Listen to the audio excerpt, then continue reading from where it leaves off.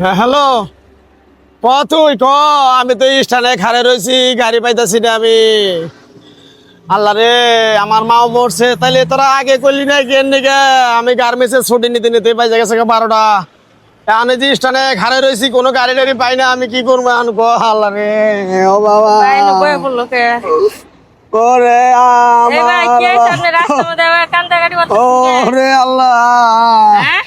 হ্যাঁ বা, রাস্তার মধ্যে বয়ে আবার কান্দাকাটি আমি তো যে গার্মেন্টসে ডিউটি করি, আমার সকালবেলা 11টার সময় আমার মা স্ট্রোক করে মারা গেছে। আমি বাচ্চা যাবো, এখন গাড়ি ঢাড়ি কিচ্ছু পাইতাছি না বাবু রে। কোনে বাড়ি কোনে আপনার? বাড়ি যাবো ধনবাড়ি। ধনবাড়ি? ধনবাড়ি যাবো আমরা।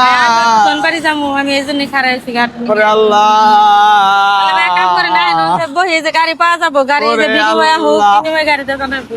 হ্যালো, বিনিময়তে জানাবো।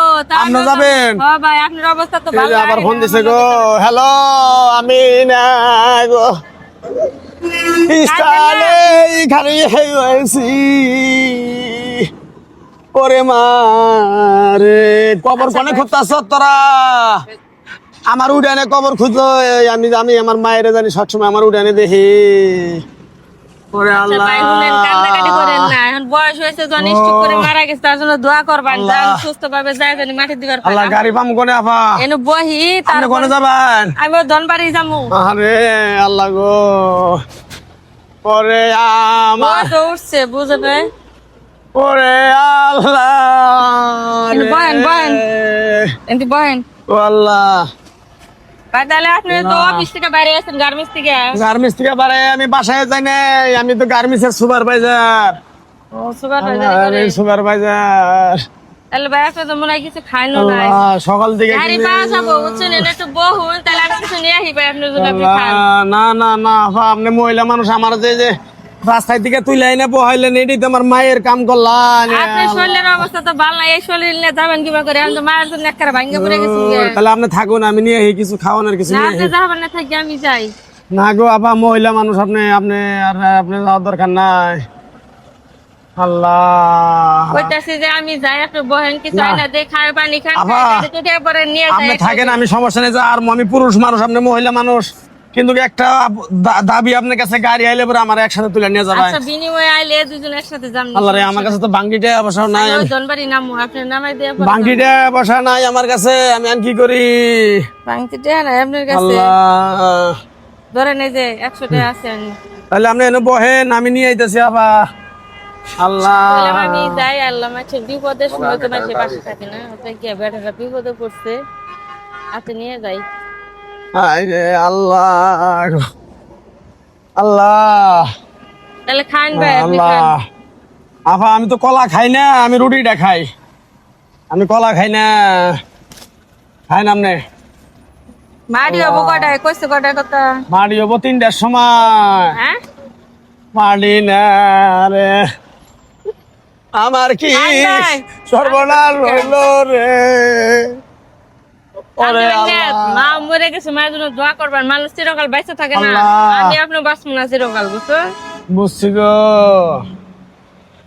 খাও, খাইলেই বুঝবা কি খেলাইলাম চাই তো থাকাইতেছ না ভাই, ও। বললা তো খাম না, ধরুন মাথা মধ্যে চক্কর মারছে আমার। মাথা ঘুরাইতেছে? হুম, তাহলে একটু আপনি হুন এনো, আপনি হুন, আপনি ভাই এনো তাহলে হুন। বিনিময় গাড়ি এলে আমার নিয়ে যান, আমার আচ্ছা, আপনি হুন এনো, হুন হুন এনে, কাম হয়ে গেছে গা।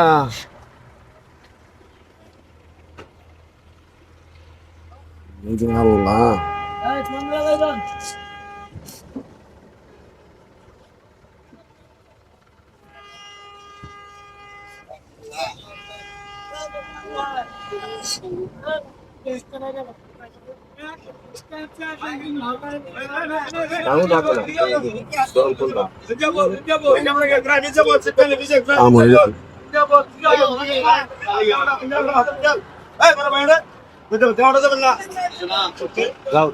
হয়ে গেছে।